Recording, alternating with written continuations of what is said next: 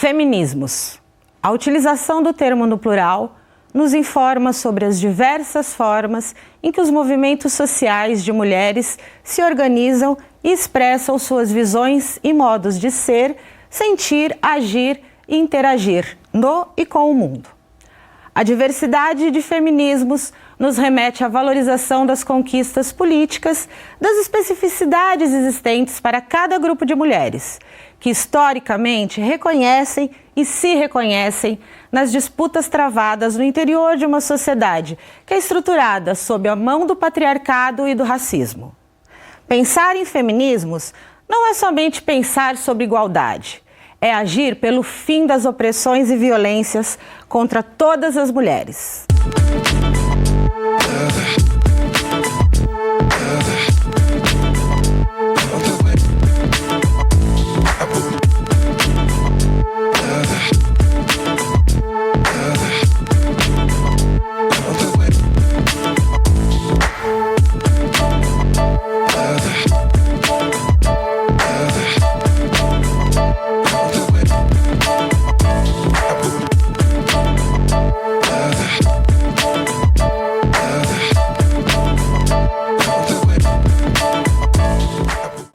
Olá, bem-vindos e bem-vindas ao Educando para a Diversidade.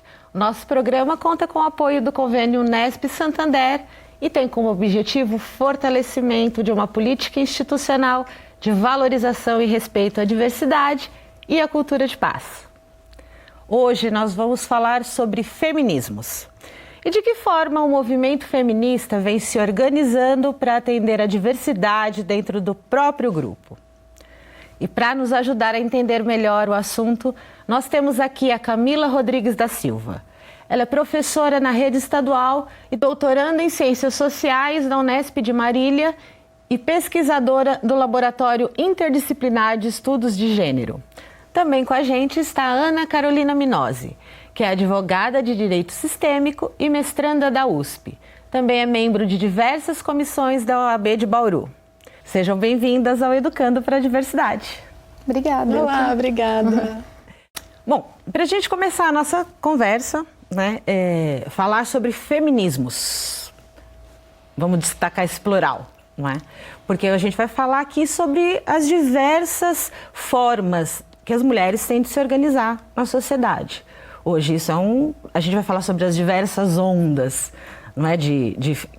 No tempo, que historicamente elas se organizam. E aí, então, a gente vai fazer esse resgate histórico, não é? Bom a gente lembrar que isso faz parte das conquistas políticas das mulheres, não é? E aí advém o termo feminismo, que é uma conquista política. É isso mesmo? Isso. A gente fala é um movimento social e político, né, principalmente, e na ideia que nós queremos a igualdade de direitos, né, principal. Eu gosto de falar de igualdade, mas eu gosto de falar de equidade também, né, porque é você reconhecer as diferenças e saber que as mulheres sofrem, têm caminhos mais sinuosos e mais difíceis para chegar. Então é você fomentar um pouquinho a mais para que ela fique em igualdade de direitos, né? Acho que nas suas especificidades, né? Exatamente, dentro do plural, né? Dos feminismos. Acho que a nossa própria história desse movimento social já remete a essa pluralidade de ideais, né? De ideias. Então, aquela primeira onda pós-Revolução Francesa, quando na Inglaterra do século XIX a gente começa a pensar nas questões políticas, da mulher poder subir à tribuna também, se estende para os Estados Unidos do século XX, onde a mulher ela passa a pensar na questão do voto, né, as sufragistas. Chegamos aí numa década de 60, o pessoal vem colocando como uma segunda onda, sendo influenciado também pelo movimento hippie. E essa terceira onda de 1990, onde se amplia a visão Então, além das questões políticas, além das questões trabalhistas, se amplia também para aquelas questões privadas, né? Para todos os relacionamentos, para a mulher se olhar em todos os seus papéis, se reconhecer em todos os seus papéis. Acho que isso já demonstra essa pluralidade do movimento e como o movimento ele vem para olhar para o ser humano de maneira integral, né? Então, a mulher se ver de maneira integral, biologicamente, psicologicamente, socialmente e, inclusive, espiritualmente, né? Então, uma mulher como um todo, acho que é bem esse momento que a gente vive. E aí, a gente, para falar também, para trazer um pouquinho a opinião externa aqui para o nosso bate-papo, a nossa equipe de produção foi às ruas saber um pouco o que as pessoas pensam sobre o que é feminismo. Vamos conferir? O feminismo é essencial, na verdade, para a gente poder exercer o nosso papel com independência. Porque, assim, mesmo que ainda não seja algo que a gente possa exercer de forma completa, absoluta, a gente tem conquistado muitos direitos. Então, desde que a gente conquistou o direito de voto, até hoje a gente poder, por exemplo, andar com uma roupa mais confortável no dia a dia, é uma luta constante. Eu acho que é bem importante a gente não só lutar mais ainda pela causa, quanto reconhecer que a gente consegue, o que nós mulheres conseguimos fazer hoje por causa das ações passadas. A gente tem que entender que todos os nossos direitos são adquiridos. Então, quando a gente fala das mulheres, tanto coisas triviais, como o direito de dirigir, poder usar certos tipos de roupa na praia, por exemplo, eles foram adquiridos, assim como políticas públicas mais específicas. Então, quando a gente pensa na Lei Maria da Penha, quando a gente pensa na criação de delegacias específicas para lidar com violência contra a mulher, tudo isso foi conquistado na base de muita luta, muito debate e reivindicação das mulheres. O feminismo, ele é de extrema importância, né? Todas as fases, né, atenderam às suas respectivas demandas, mas eu acho sempre importante a gente pontuar que existe um tipo de feminismo, que é o feminismo liberal, que é geralmente o que é mais difundido pela mídia, o que as pessoas conhecem, que ele não ajuda as mulheres não, né? Ele tem essa pegada muito capitalista, né, essa pegada de enaltecer a mulher dentro do capitalismo e ele não quer quebrar nenhuma estrutura, né, não quer quebrar nenhuma barreira.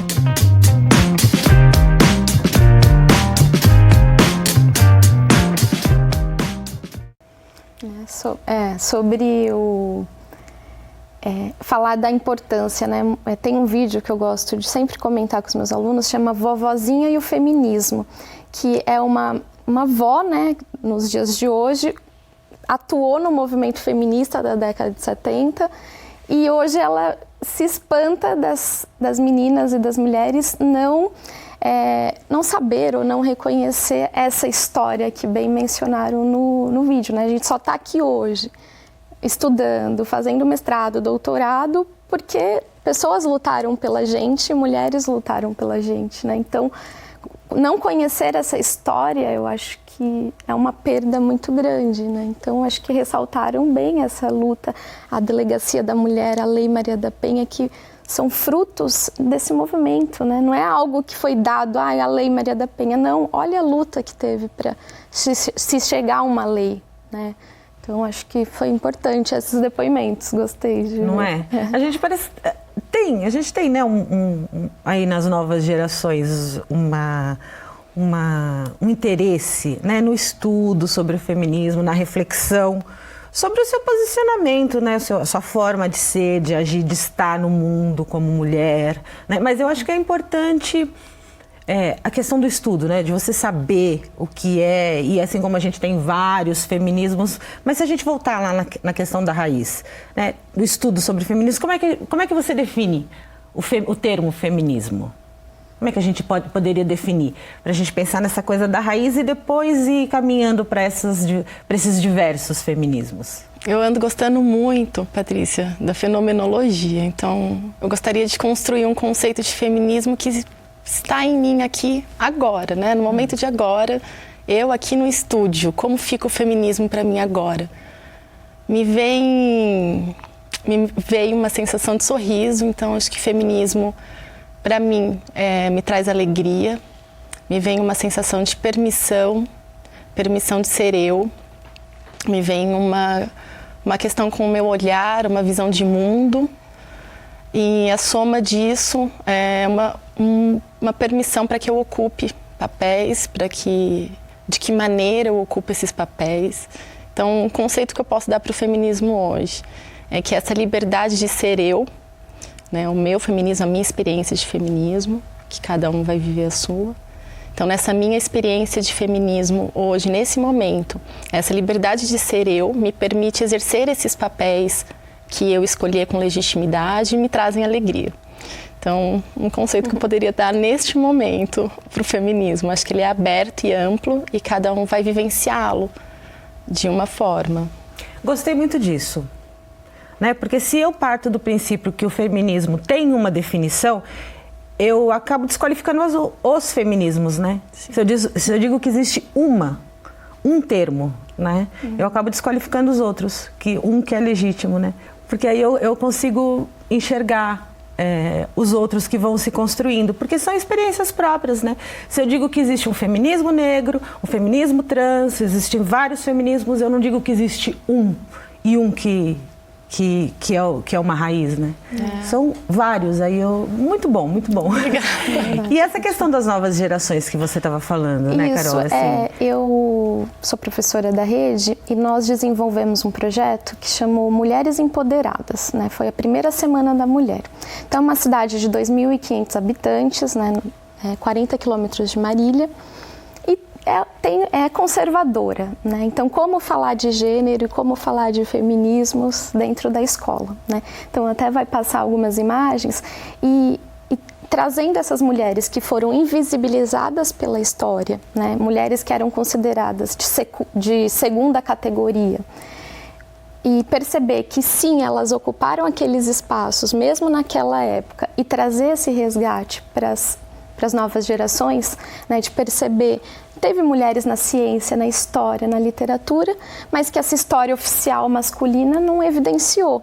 E a gente poder trabalhar isso na escola é importantíssimo. E ver que as alunas, não todas, mas muitas se reconhecem como feministas nessa onda, nessa geração de redes, né, conectadas, é muito gratificante, né? Então, foi um trabalho realizado em conjunto com todas as disciplinas, que resultou numa exposição, que foi aberta ao público, dessas figuras femininas de destaque na história e atualmente também. Então, perceber que a mulher pode ser o que ela quiser, né? Que antes não era possível, né? Sim. Então, eu vejo a escola como tendo um papel muito fundamental nesse processo.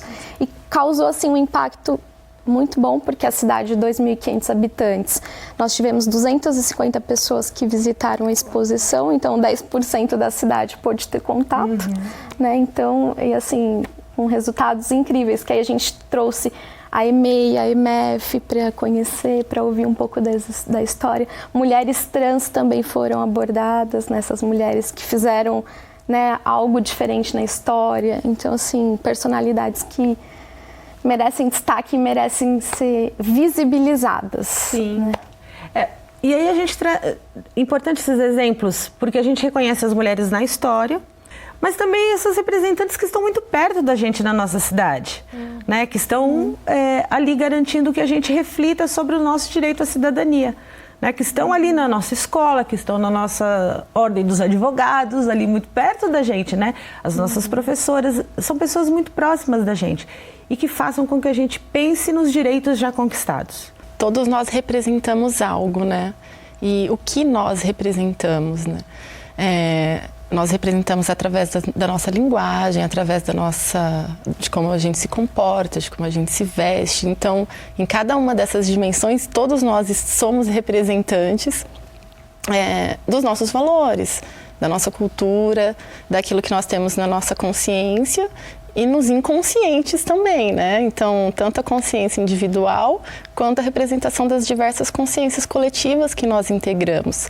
E nesse aspecto, quão poderoso é a nossa interação, né? Então, do professor com os alunos, da escola com a comunidade, de uma cidade com outra cidade, de um programa inteiro, de nós estarmos aqui trocando.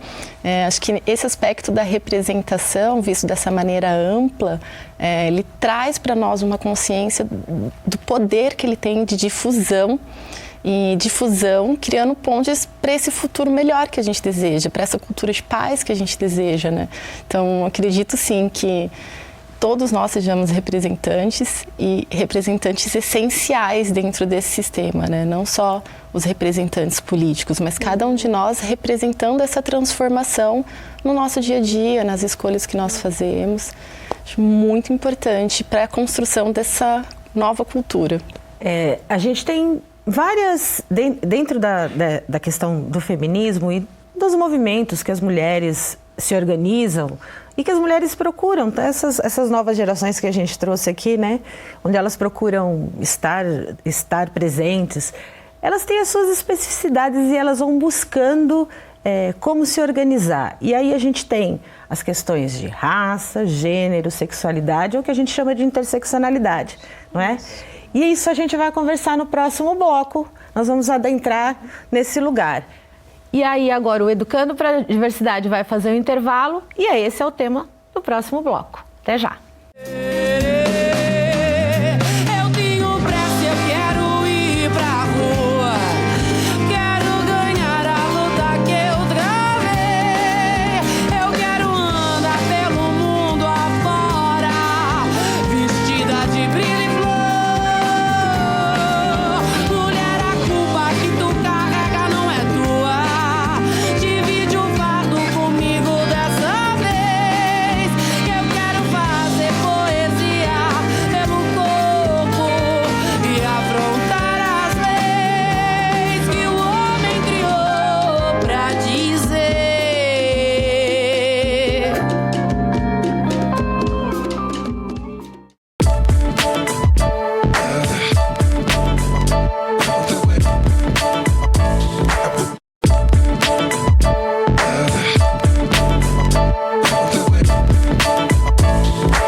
Estamos de volta com Educando para a Diversidade, um espaço de discussões e reflexões sobre inclusão e diversidade, que é fruto do convênio Unesp Santander. E o nosso tema de hoje é feminismos. E para nos auxiliar aqui nessa reflexão, nós recebemos a Camila Rodrigues da Silva, que é pesquisadora do Laboratório Interdisciplinar de Estudos de Gênero da Unesp, de Marília, e também a advogada Ana Carolina Minozzi, da OAB de Bauru. E apesar do feminismo representar a luta de todas as mulheres, nós sabemos que essa luta é diferente para cada uma de nós. E a gente perguntou nas ruas para as pessoas o que elas acham disso. Vamos dar uma olhadinha? Um grupo de mulheres é um grupo muito grande, junta nós asiáticas, junta pessoas negras, junta pessoas brancas e daí também vai envolver problemas raciais brancos e negros e os socioeconômicos também. Eu, como uma mulher branca, não tenho muita propriedade para falar, mas existe feminismo branco, feminismo negro, feminismo asiático e cada etnia sofre de algum jeito. Sim, eu acho que as mulheres sofrem de forma diferente, né? Dependendo das suas características físicas. Por exemplo, a minha irmã, ela, de Rio Claro, lá na Unesp, ela tentou fazer um feminismo asiático, né? Porque ela e eu, a gente não sente representatividade. A gente é minoria duplamente, né? O nosso gênero, ele não é uma coisa que age de forma isolada, né?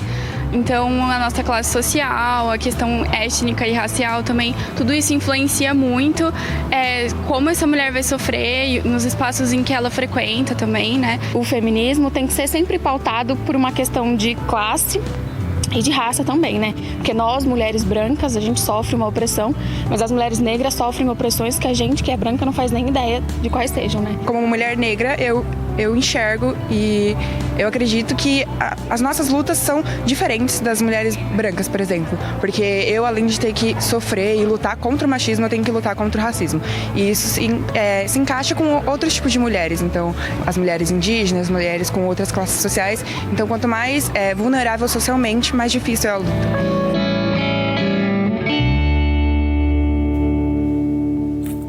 Acho que um dos grandes ganhos recentes foi ter essa perspectiva, né, de pensar, além do feminismo interseccional, pensar essas vertentes do feminismo, né, feminismos indígenas, que está aí super à tona, né?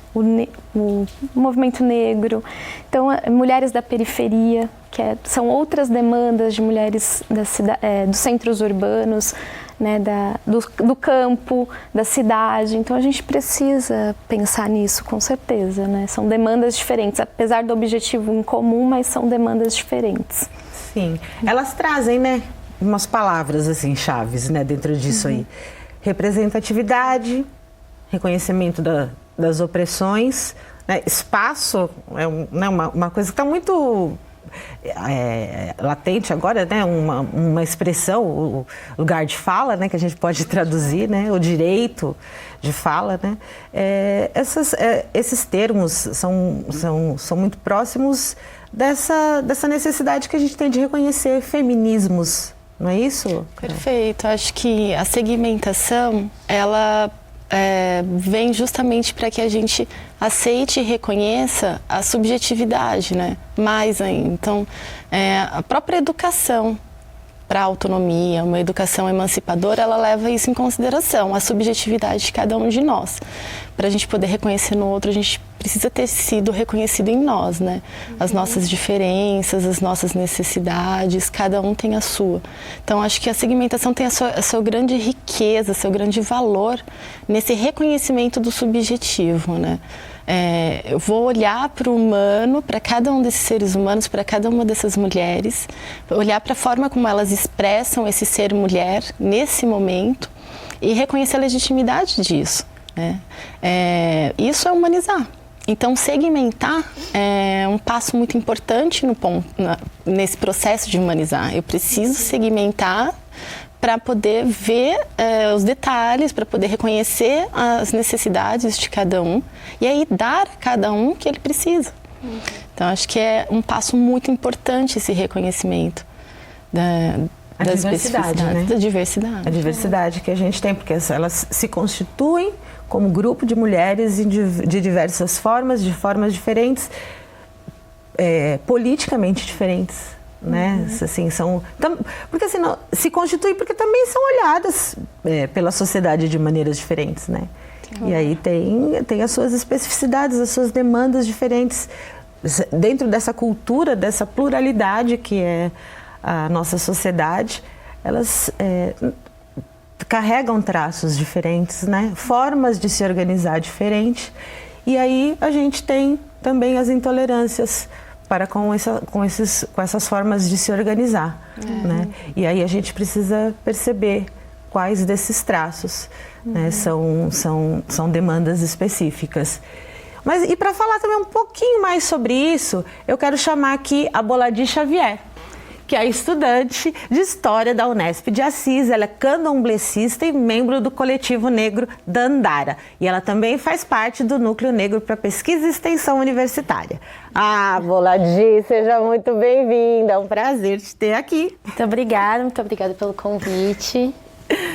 Boladi, você que é uma jovem mulher negra, ativista, que eu sei que é... Comenta um pouco com a gente.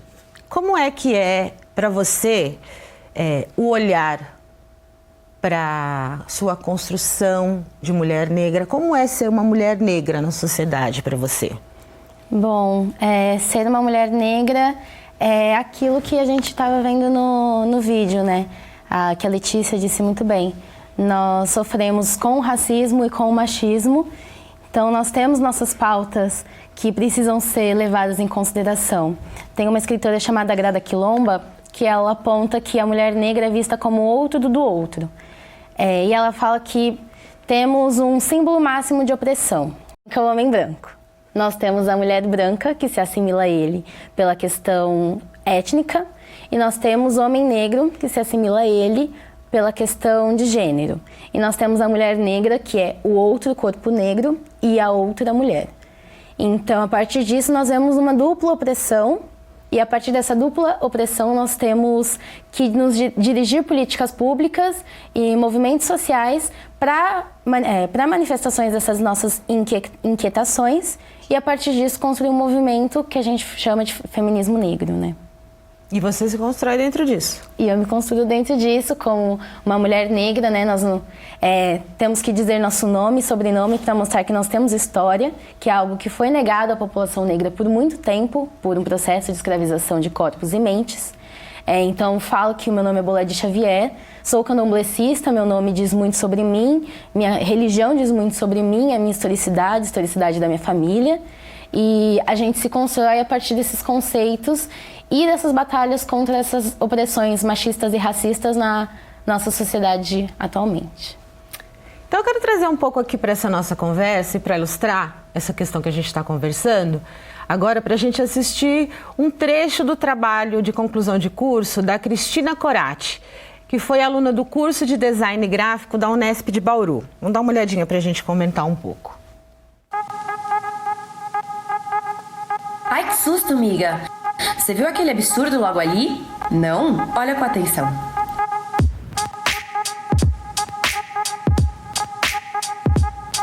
Você já percebeu como a indústria da beleza é cruel com todas as mulheres, principalmente com as mulheres negras? Há uma valorização excessiva de padrões estéticos e traços físicos europeus, o que gera uma desvalorização da figura da mulher negra, que no Brasil corresponde a 23% da população. Desde pequena, a gente aprende que não é considerada bonita, que o nosso cabelo crespo, nariz largo e pele escura são negados pelos outros e até por nós mesmas, devido ao racismo. Pensa numa autoestima destruída. Assustador, né? É difícil ver a população negra representada nas mídias, pelo menos de forma boa. Desde criança, não temos uma referência, um personagem, um brinquedo que pareça com a gente. Pra cima das meninas, só jogam essas bonecas brancas que cuidam da casa. Pra cima dos meninos, bonecos de heróis poderosos, todos brancos, e nenhum que se pareça com a gente. E não é só brinquedo, não. A quantidade de representantes negras é ínfima nos diversos meios. Televisão, cinema, livros, propagandas e embalagens. Brancos são 7 vezes mais representados do que negros, numa população em que 53% é negra. Apenas 1% dos comerciais de TV mostram mulheres negras como protagonistas, sendo na maioria das vezes tratadas como coadjuvantes, sexualizadas ou como uma pessoa destinada ao trabalho subalterno. Esses fatos se refletem na posição da população, especialmente da mulher negra, no mercado de trabalho e na qualidade de vida. E o trabalho completo da Cristina você pode conferir no portal do Educando para a Diversidade. A gente trouxe esse trecho porque no trabalho dela a gente pode ver que está indissociável a questão de raça, gênero e classe. E aí é disso que a gente está falando de interseccionalidade. Não é, Boladinho, quando a gente fala que não podemos pensar no feminismo sem pensar na interseccionalidade, né?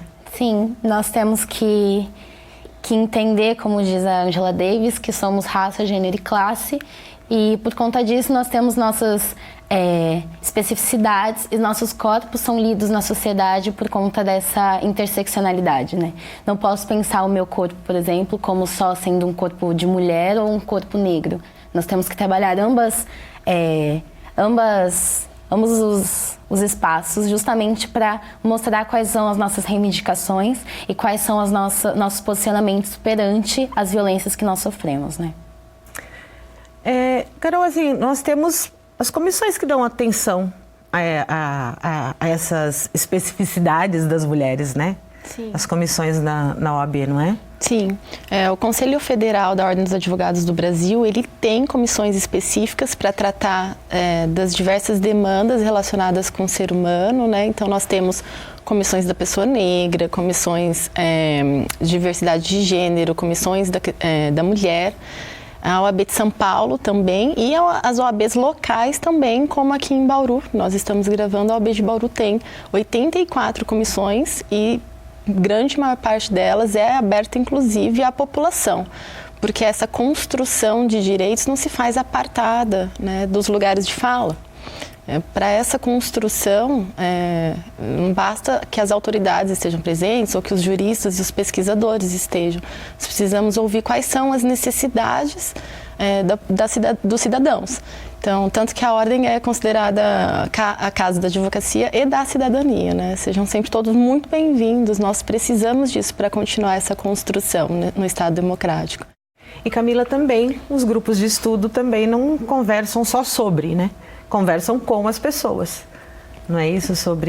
Com as mulheres e com as mulheres negras e buscam as mulheres de outros grupos para conversar sobre as suas questões, as suas demandas, não é isso? Claro, a gente procura, né, o trabalho de campo, digamos assim, aquela etnografia, né, o olho no olho, o saber o que demanda, as especificidades. Acho que vai muito desse olhar antropológico, né, de conhecer o outro e se colocar também no lugar do outro, né. Acho que isso é importante. Oladi, assim, quando a gente fala da construção da sua identidade, você se forma a partir de todas essas questões. E como é a partir de que momento você desperta para a questão da construção da sua identidade de mulher negra? Eu acredito que nós temos isso desde casa. Eu particularmente tenho isso desde quando eu nasci. Minha família é candomblessista, então foi mais tranquilo, digamos assim, entender as figuras negras como figuras importantes, como figuras de grandes histórias, de grandes revoluções, né?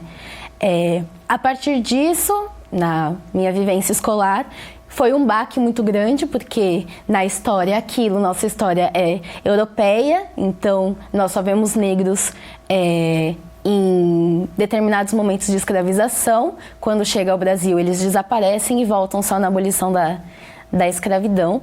E aí, a partir disso, a gente tem uma história um pouco polida, falando que a população negra não sofre tanto. Temos, querendo ou não, professores que reforçam esse estereótipo de que o movimento negro não tem mais importância, porque nós temos mulheres negras que não sofrem mais, os homens negros não sofrem mais. E agora, na universidade, eu vejo que isso precisa ser quebrado, né? Nossa historiografia é eurocêntrica, é velha. Nós precisamos de mulheres negras jovens, nós precisamos de mulheres travestis, nós precisamos de mulheres lésbicas, nós precisamos de mulheres indígenas, para mostrar que essa historiografia a historiografia branca que nos é passada nos livros escolares não nos basta. Nós somos construídas de subsunsores e esses nossos subsunsores precisam aparecer nas universidades, precisam aparecer nos nossos campos de pesquisa, nos nossos mestrados e doutorados.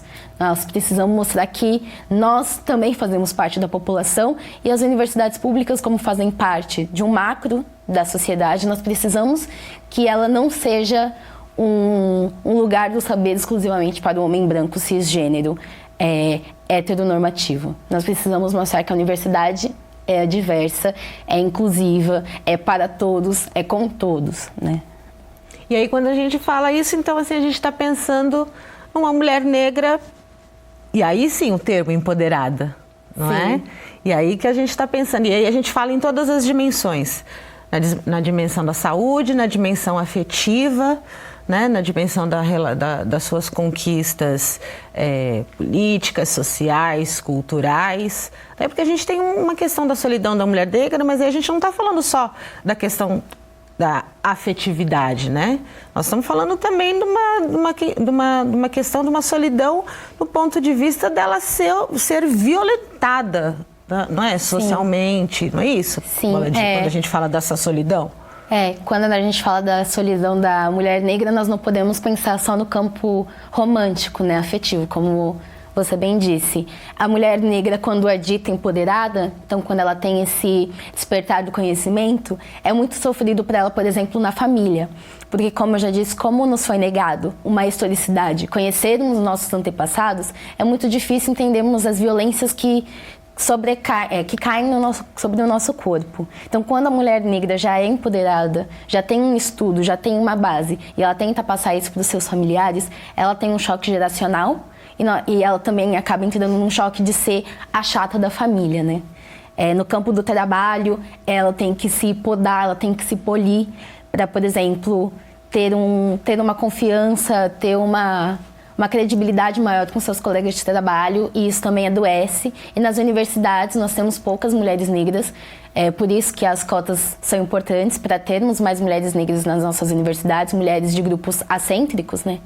E no campo da universidade é muito doloroso, principalmente quem faz humanas, né? Porque a humanidade, as História, por exemplo, ela é muito eurocêntrica, muito branca e muito masculina.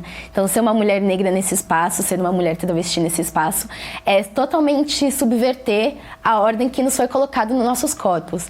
Então, a gente está na universidade justamente para falar, não, nós não podemos mais ser violentados por conta disso, né? E é muito importante isso. Golade Alves, você é uma linda. Eu agradeço muitíssimo a sua participação. Muito obrigada TV Unesp por abrir o espaço pra gente. Que você continue sendo essa mulher empoderada, candomblessista, lutadora, empoderada, maravilhosa. Muita força na sua vida. Axé. Axé. E o Educando para a Diversidade agora vai para um breve intervalo e na volta nós vamos continuar conversando sobre a diversidade nos feminismos.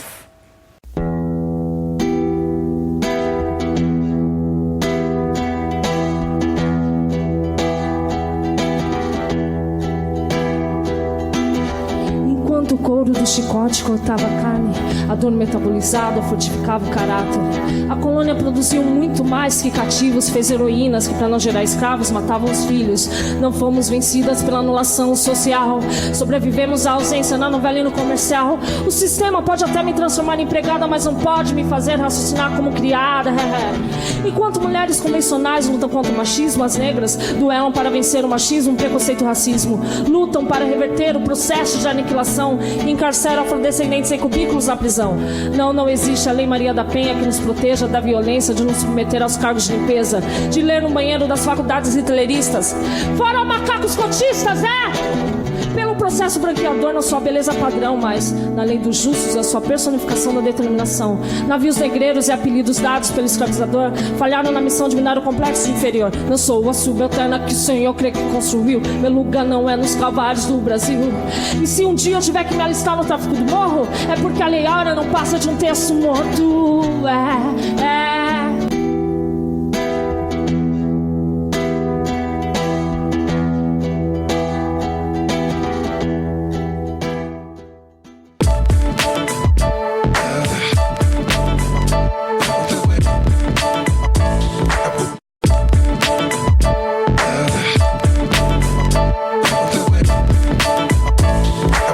Estamos de volta com Educando para a Diversidade, o espaço de diálogo sobre inclusão e diversidade que conta com o apoio do convênio Unesp Santander.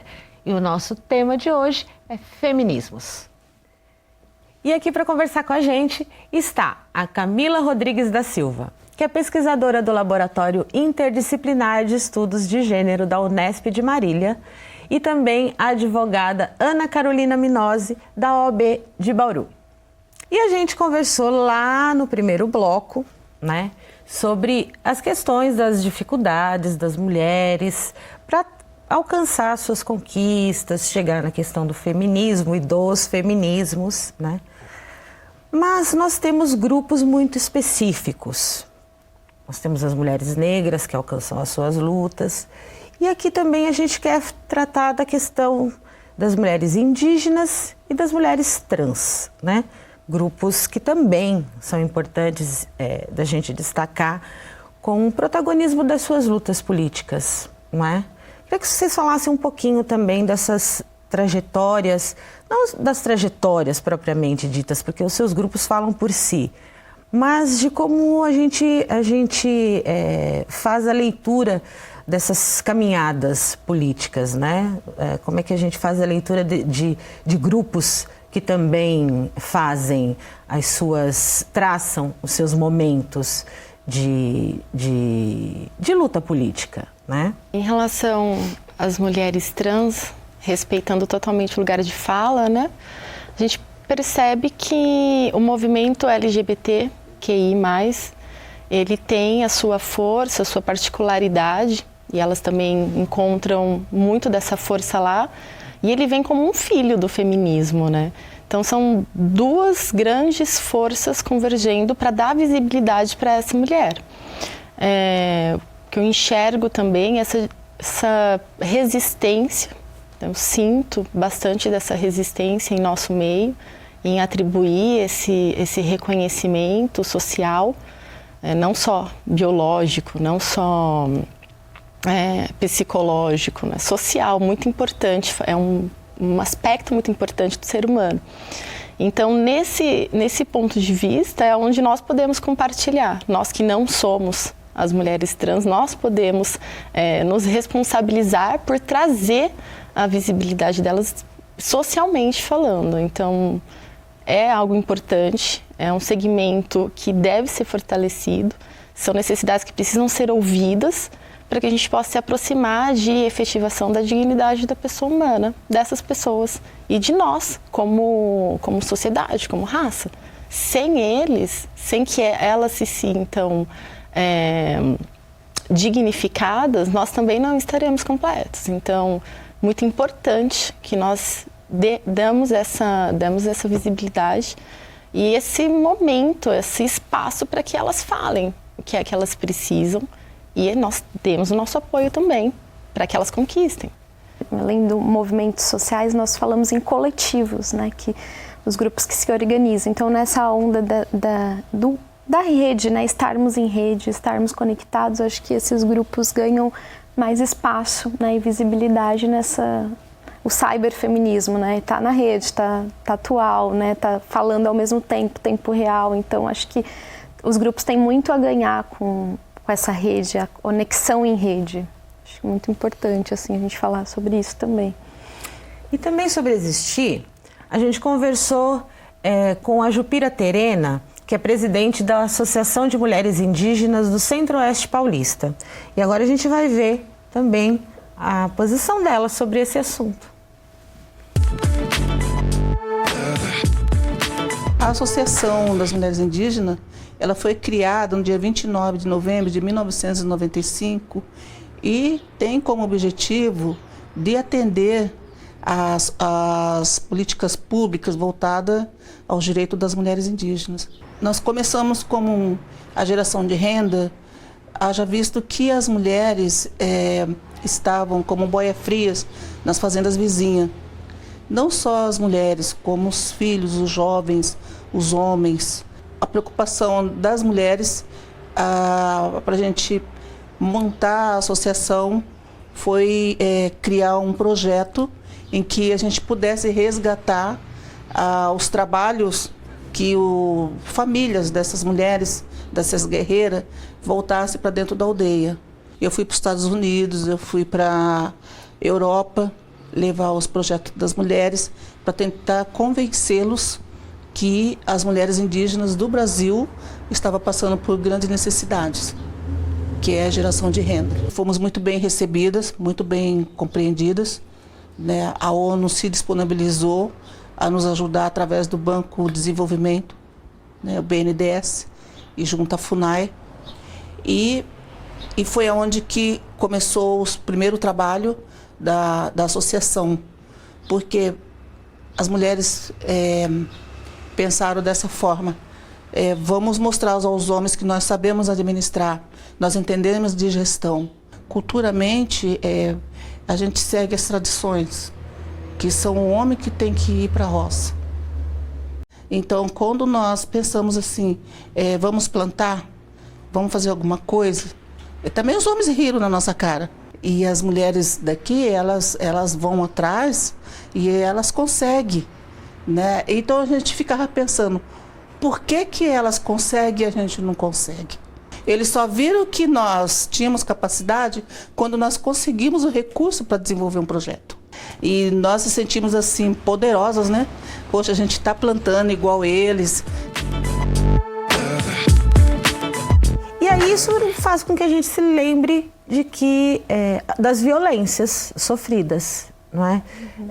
É maior, não sei se maior, mas também é muito visível, né? Hoje, para a gente, as violências e a violação aos direitos dessas mulheres. Não é, Carol? Quando a gente fala em dignidade, a gente está falando de uma norma programática, né? Que significa, ela existe para todos, mas na hora da efetivação mesmo desse direito, eu dependo de programas, de ações específicas que considerem a subjetividade humana para que ele possa realmente atingir e transformar. e criar uma nova cultura, né? Então, não basta a norma, não basta a criação por um devido processo legislativo de um direito. Eu preciso sentir esse direito em mim e eu vou sentindo ao passo que o meio também me proporciona isso, né? Tanto para as questões indígenas, para as questões de raça, para as questões religiosas, para todas as questões que vão se interseccionando em relação às mulheres. Acho que é muito importante dizer também que essas políticas sejam de Estado, não políticas de governo. Então, eu preciso que elas tenham uma frequência e que elas sejam longitudinais, um prazo suficiente para a gente começar a realmente efetivar o direito. Não preciso de década, eu preciso de tempo para essa modificação e sentir essa dignidade. Eu sempre falo que as políticas públicas ainda estão na vertente do feminismo universal. Sim. Né? Então, não abarca esses feminismos e, né, não vai contemplar essa nova realidade, o que está posto. Então, acho que as políticas públicas e os agentes que estão inseridos na aplicação da Lei Maria da Penha ou de uma jurisprudência estejam imbuídos desse pluralismo e desse multiculturalismo também, né? Então, está ainda na norma anterior, né? O feminismo universal ali, único. E não é isso, né? Já temos aí tudo que está sendo evidenciado. E aqui eu quero, então, trazer para a nossa conversa, agora com muita honra, a Gaia Maria, que é uma aluna travesti do 3º ano do curso de História da Unesp Assis. Seja bem-vinda ao Educando para a Diversidade, Gaia Maria. Obrigada. Prazer te ter aqui. Por favor. Gaia Maria, conta pra gente como é que você, como é ser aluna da Unesp nesse universo que a gente está vivendo de uma concepção, né, de educar para a diversidade. Você que já entra nesse movimento da Unesp, né, de educar para a diversidade, que passa pela política do nome social e que faz parte de coletivo, que movimenta lá a Unesp Assis, né? Conta pra gente como é que é isso, mas também conta pra gente como é que você se constrói cotidianamente essa sua identidade. Então, acho que como a universidade não está distante da sociedade, ela faz parte da sociedade, é importante que a gente pense que esse estar dentro desse espaço, né, dentro da universidade, é uma novidade tanto para corpos transexuais quanto para corpos cisgêneros assistindo esses corpos transexuais, transgêneros. A universidade, ela acaba sendo uma barreira de enfrentamento, né? Ela é uma grande estrutura que não abarca pessoas transexuais. Ela atualmente tem abarcado pessoas transexuais, mas aí em vários pontos de se pensar se é abarcar porque quer estar dentro ou se é abarcar porque a gente lutou para estar dentro. Entende? Essa é uma diferença, assim. A universidade, assim como a Boladi colocou no quadro anterior, ela é uma universidade que estuda pessoas cis, brancas, europeias, em todos os seus anos de história. Então, quando pessoas trans entram dentro da universidade, é quase como um rombo no sistema, porque e aí na ideia de sistema mesmo, sistema para pessoas cis, porque faz com que nossa corporalidade dentro da universidade seja uma ideia de romper algo que não era esperado. A universidade, ela quebra todos os padrões quando entra um corpo trans, porque é o corpo que antes não era humanizado. E se está dentro da universidade agora, então é uma humanização do meu próprio corpo, uma humanização do meu próprio discurso. Então a universidade, ela acaba sendo uma barreira e uma ideia de entrar dentro dela para construir para que outras não sejam uma barreira para outras pessoas, né? E aí você está dizendo para mim que você faz todo esse movimento, você faz parte dessa movimentação na sociedade, porque a universidade não está fora dela, né? Não está fora dessa sociedade, e faz toda essa movimentação de transformar o espaço, de transformar a sociedade. Então você está dizendo para mim que você está dentro de um feminismo trans. Exatamente. E aí diz para a gente, então, por que esse feminismo trans, no que ele se destaca? Qual a especificidade dele em relação ao que a gente acabou de tratar, um feminismo universal? Então, a gente precisa entender 2 tópicos primeiro, antes de tudo, que é o corpo enquanto propriedade e privilégio cis. Corpo enquanto propriedade é a ideia de que todas as pessoas cisgêneras, e aí em seus próprios recortes, têm opções de mudanças, têm opções de adequação, têm opções de mudar quem são a partir de uma visão estética. E privilégio cis, a ideia de que todas as pessoas têm direitos e deveres dentro de uma sociedade. O transfeminismo ele vai falar então que mulheres trans, travestis e pessoas não binárias não têm direitos. Então, enquanto pessoas cis têm o direito de um nome, têm o direito de estar dentro de um espaço, pessoas transexuais não. Então, o transfeminismo ele surge para humanizar corpos transexuais, o que antes não era feito, né? Porque as mulheres transexuais, as travestis, são a base de todo um sistema de estrutura de gênero, não é? Então, quando a gente pensa em prostituição compulsória, feminização compulsória, e também entender que tudo que é jogado para as mulheres cisgêneras, que elas não querem mais, é imposto para as mulheres transexuais. Então, enquanto mulheres estavam lutando pelo direito do voto, mulheres trans nem faladas eram. Quando elas conquistaram o direito do trabalho, a gente ainda estava na prostituição. Então, pensar que o transfeminismo ele é a ideia de que mulheres transexuais são pessoas. Então, para que a gente consiga equiparar todos os direitos de mulheres trans e pessoas cis, há uma ideia de que todas nós somos iguais em questões de direitos e deveres, mas também com equidade. Essa ideia de que a sociedade, eu estou na sociedade a partir de diversos lugares, como a Gaia trouxe aqui, eu estou na universidade movimentando a sociedade, estou fazendo um feminismo, aquele feminismo que é o que me faz me enxergar, o meu modo de ser, de agir, de interagir com a sociedade nesse momento, e eu estou me enxergando dentro dela, né, Camila?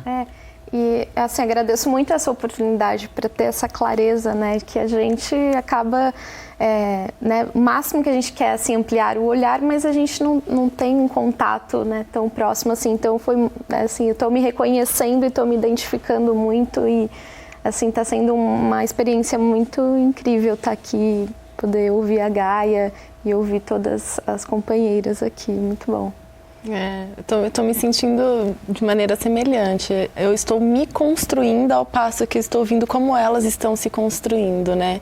Cada uma dentro das suas necessidades do momento. Como você falou, os nossos períodos históricos ficaram distantes, mas em algum momento a gente se encontra, que é o de agora. Então agora nós estamos todas juntas, nos encontramos. E acho que a força disso é muito transformadora também. Estou muito grata por isso. Quando você fala de nós estamos nos humanizando, achei isso sensacional. Quando eu falo em, por exemplo, previdência, né, então aposentar-se enquanto mulher, esse reconhecimento, né, pelo Estado, não só o nome social, independente de eu ter ou não. Eu não ter a obrigação de ter que alterar meus documentos já é uma conquista. Eu não tenho que ter a obrigação, assim como eu tenho que ter o direito, se eu quiser, né, e eu fazer essa escolha. E se eu não fizer, eu ter o nome social, ou se no ambiente de trabalho ter acesso ao uniforme, ao vestimento que é correlacionado com o gênero que eu me identifico. Então, todas essas conquistas, elas estão sendo visibilizadas agora, realmente. Então, é um momento de união para isso. E agradeço também.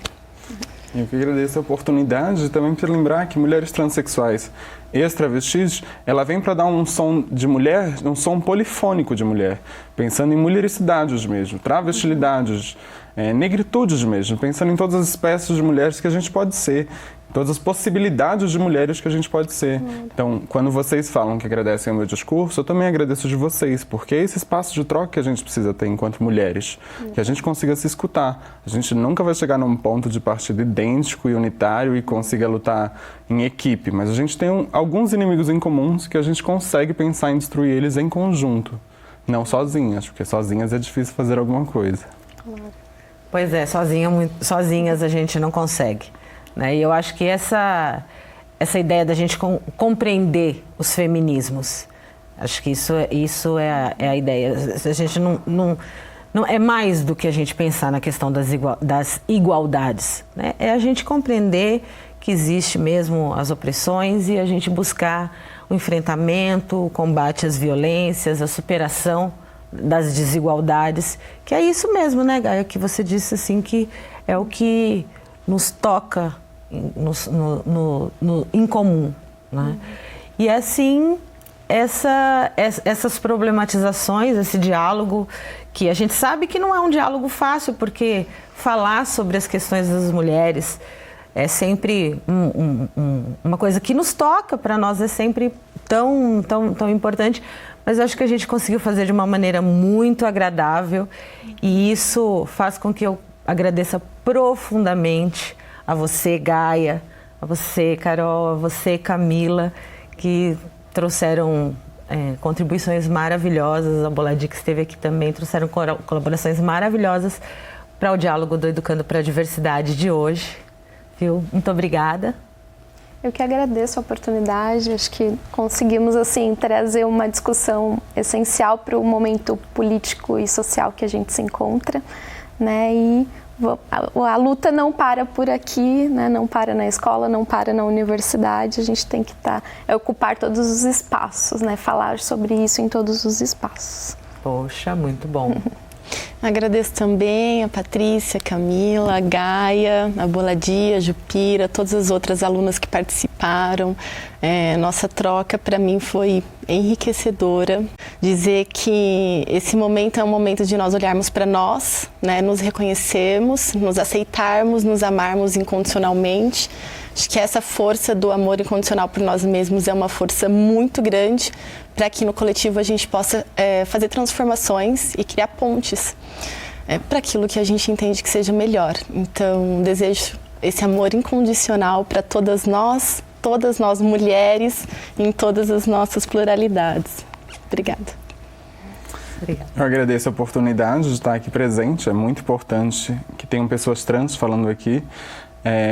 Mas principalmente agradecer, ouvir todas vocês falando sobre mulher, que me possibilita também ser mulher junto com vocês. E isso é algo que não tem igual. E por último, contrate uma mulher trans para trabalhar dentro da sua empresa, da sua indústria e lute pelas cotas trans.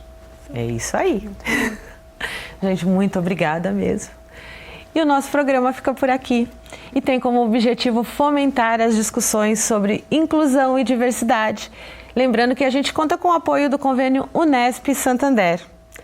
E no nosso canal no YouTube você confere todos os episódios já exibidos, fica por dentro do nosso conteúdo e eu te espero no próximo episódio. Até lá!